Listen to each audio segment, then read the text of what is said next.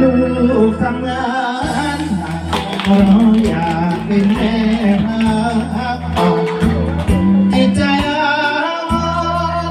ถึงก่อนแม่นั้นลังเช็งเส้นสวยสนิทซึ่งตัวงามบอกเคยได้เห็นยังอกวันยังเช่นลูกเป็นแม่เหนื่อยมาอยู่บ้านท้องสานก่อเพื่อแม่ลูก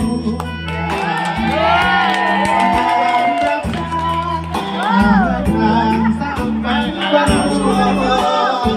ได้เห็นฝากอย่ามองให้แม่ต้องเลยทอส่งรายเดือนมาผมขอให้แม่สบาย